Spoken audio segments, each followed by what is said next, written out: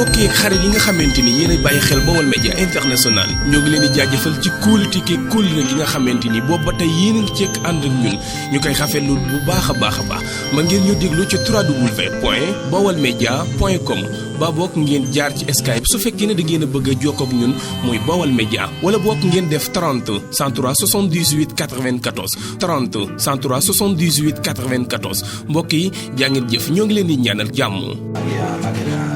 Nosotros ya 20 años estudiando en España y bueno, estamos estudiando y empezamos una oportunidad que nos llamó la carretera que se va a construir aquí y bueno, la verdad que estamos interesados en construir aquí, será nuestra primera piedra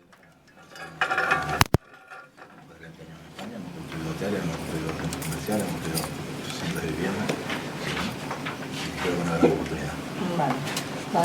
Avant tout ne leen di ñëpp turam la leen doon wax nee na Pétou la tudd nee na mi ngi leen di xamal ni constructeur la depuis plus de 20 ans fa mu dëkk mi ngi leen di xamal ni tabax na fa ay centres commerciaux tabax na fa ay appartements yu bare et que tey li ko indi ci Mbacké gi bokk na ci li nga xam ne projet bi nga xam ne moo ko lié ak mairie Mbacké ci Cheikh Abdou Ndaw koo xam ne mi ngi koy gërëm leen di ko sant parce que moo ko may opportunité la muy liggéey mu xarañ ca fa mu dëkk mu ñëw indi ko fii ci Afrique en particulier Sénégal te bëgg ko boole ci li nga xam ni moom la dégg ni président de la République loolu lay defal muy le plan Sénégal émergent et que kon moom souhait bi mu am actuellement bokk na ci Mbacké suñu li ñuy liggéey pare mu bokk ci les villes émergentes donc ñu ngi gërëm Cheikh Abdou nee na di ko gërëm te yéen ñëpp di leen gërëm ci assistance bi te yaakaar ni li nga xam ni signé nañ ko léegi muy protocole d'accord bi bu paree yéen ñëpp di ngeen ci kontaan. Sénégal yaatu lu tax mu tànn Mbacké.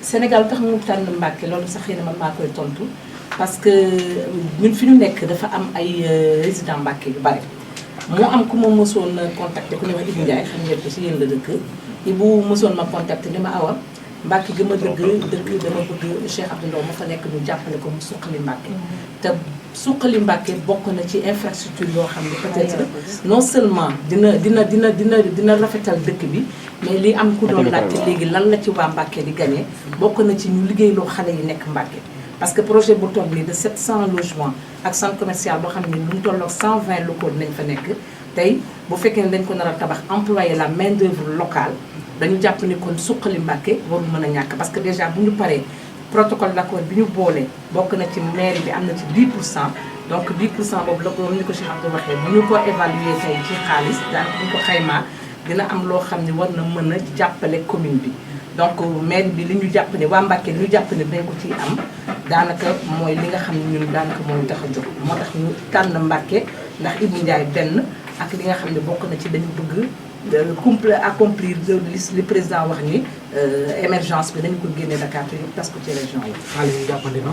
xaalis bi jàppandi na waaw xaalis bi jàppandi na preguntando se viene ya para esta ñaata lay wax. Preguntando si puede decirle más o menos el coste del trabajo de la costada. Sobre 22 millones de euros. Vale, nee na jàpp leen à peu près 22 millions d'euros parce que bu ñu tabaxee ba pare dañu bëgg clé en main li ngeen di wax clé en main te matériel bi yëpp xam leen ni matériel bu jóge Europe la c'est vrai que dañ fi jënd li nga xam ne yéen a ko am fii mais li ci ëpp lépp li nga xam ne mooy matériel de finition bi li ci ëpp lépp moom moo koy indaale pour tabax. kër gi 22 millions CFA. après da ngeen koy calculer rek. léegi kër bi ñaata ngeen koy xayma pour jaayee ko.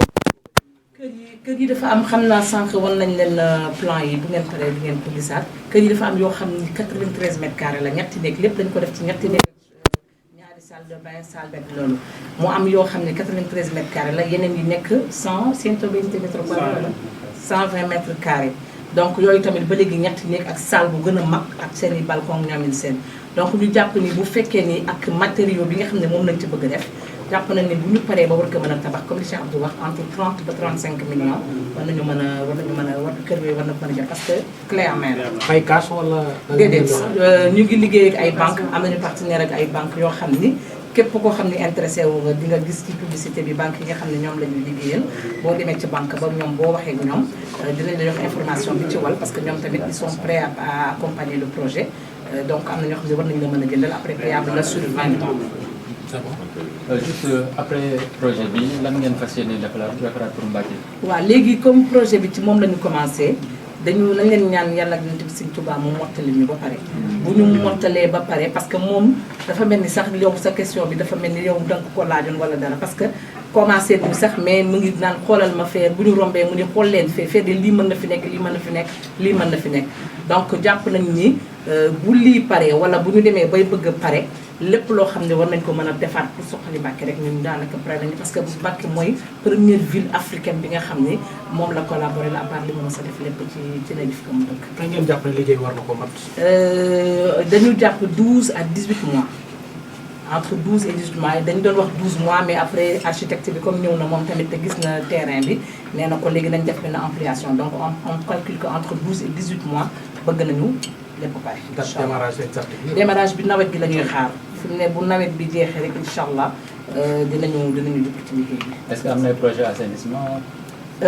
bëgg nañu ci def lépp luñ ci mën def parce que tey gis nañu préfet il nous a demandé ñu respecter environnement bi tout ce qui s'ensuit donc lépp loo xam ne war na découler de li ko wër assainissement voirie yi ak yëpp lépp bokk na ci projet parce que mënoon tabax 5 blocs de 4 étages ba pare te doo ci prévoir ay assainissement ak ay voirie ak li ko ak parking ak li ko wër donc on a presque tout prévu pour ça.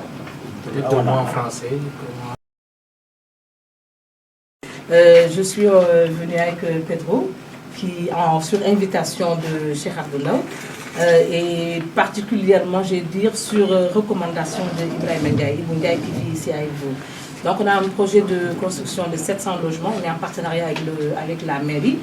On a un projet, comme je disais, de 700 logements et de 120 locaux. Parce que le centre commercial, je crois qu'on va l'exiger sur la route nationale 23, n'est-ce pas? Donc en fait, l'idée c'est un peu de participer au plan Sénégal émergent que le président de la République a dirigé. Et de faire un peu évoluer les choses à Mbacké, et en plus de faire travailler les jeunes qui sont à Mbacké et bien sûr avec la main-d'œuvre locale qualifiée. Côté assainissement, vous allez intervenir?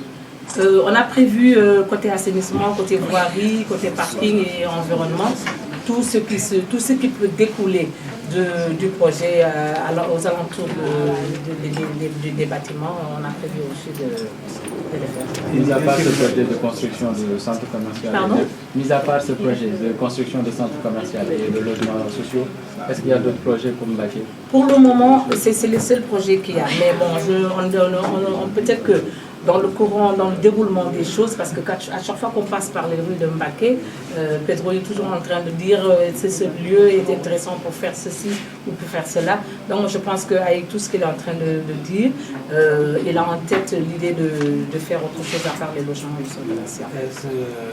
Les financements sont disponibles? Le financement est déjà disponible à hauteur de 22 millions d'euros.